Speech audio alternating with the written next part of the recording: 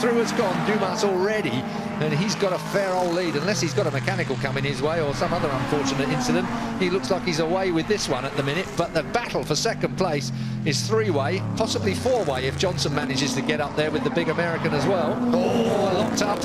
Andrew just locked up a little bit, but he's kept it online, and he's still being kept the pressure on right behind him by Frank Stippler in the Alfa Romeo Giulia Sprint, a car that back in the mid-1960s was the European Touring Car Champion winning machine. These types of car, we've got a few of them in this race, but this one is the most rapid at the moment, and let's see. This is what it's all about though, Ben, isn't it? It's pressure. You've got to keep applying the pressure at the moment. Stippler is applying the pressure to Jordan. Will he crack? Will he make that mistake that Stippler's looking for? This is where he was really quick last time. I think he's got it done this time. He's going to be down the inside, I think, in this particular time. Has he got it there? Yes, he has got it there. Brilliant, brilliant drive. Stippler got the exit out through Madwick and all the way down there perfectly well, and has managed to slip in front. Now then, has he got the pace to stay in that second place? We'll find out. Andrew Jordan hopping over the curve. You see how the back end of the Cortina really waves and wobbles. It's not an easy car at this sort of pace to keep it going in a straight line. The Alfa looks a little more stable into the corners than the Ford Lotus Cortina, but that was dramatic. And let's just take another look at how he pulled off the move. Yeah, it was just great. He got great drive, kept his foot in it, and just made himself alongside. And once you're door to door, that's good enough, isn't it? And straight the way through there. That was a much cleaner move than I thought he was going to be able to achieve, I've got to say. So the battle for second place is still on. You've still got the Alfa Romeo versus the two Lotus Cortinas. Frank Stippler up ahead of Andrew Jordan, and then Craig Breen immediately behind them. We've got a little bit of a gap back to Jimmy Johnson, the NASCAR champion in his Ford Galaxy. Steve Soper is currently running in 6th position. There's a lovely shot as they come through the chicane, keeping it tidy. Again, Craig getting a little bit close to the grass, but that is his thing. We will have to see how that's going. And we've got minis racing in this race as well. And Karun Chandhok is on board one of those minis, and he's in a battle with another mini driver, which is fun. Right ahead of him at the moment, we've got the number 19 car, or it was the Stoffel Van Dorn car that was ahead. It's not now, because Stoffel Van Dorn is in a Cortina. So Karun is behind Blomqvist now, right? Yes, okay, so he's behind Tom Blomqvist.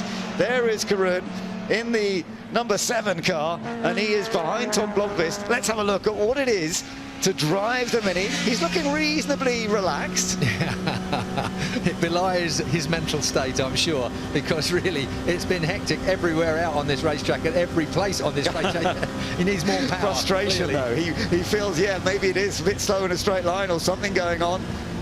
Look at the balance. Look at how you have to work the steering. This is through St Mary's. I like the way the steering column is actually rattling around in the dashboard. I don't know if it's supposed to be like that. I'm sure it must be. So Karun Chandhok then working very, very hard indeed here on board. You can see that his arms are yawing from side to side to try and keep that Mini on track. But up the front, Dumas has a 4.4 second lead now over Stippler, who has a half a second lead over Jordan. So Stippler is now, this is your race leader, Romain Dumas, and absolutely shakes our commentary position as he thunders by. I can tell you there's also another battle of the minis going on between Alex Brundle and Andre Lotterer for 11th place. They are very close, so we do have two minis racing really hard here, and this is for 11th position, if that's the two. Yes, it is.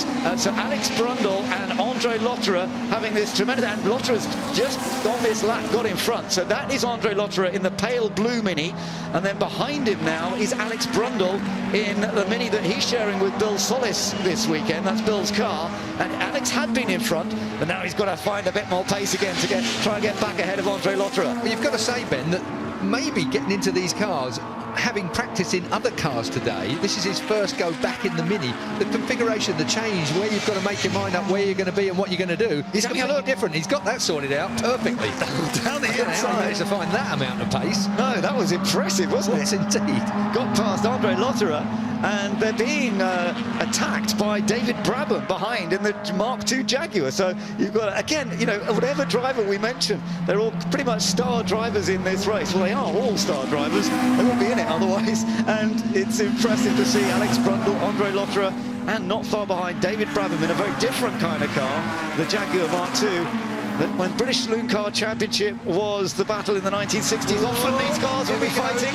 Here comes Lotterer. It's going to be side by side as Lotterer. We've seen him out earlier on today practicing, and he's looked pretty hectic in, what was it? I think he was running Cobra, wasn't he, in earlier on, and he looked absolutely outstanding in that. So through has gone the 8 again. So Lotterer in front of Brundle. Brundle's going to have to work hard again as we come through the chicane onto the front straight. Dumas has gone through with a 4.2 second lead over Stippler now, who has a nearly 1 second lead over the third place man Jordan. Then it's Breen another 0.9 back in fourth place. Johnson is still fifth. So this is the overtake that Andre Lotterer made on Alex Brundle. Good move. Yeah, he got down the inside and Brundle just had to give him the space basically, and that was a great move by Andre Lotterer. He is such an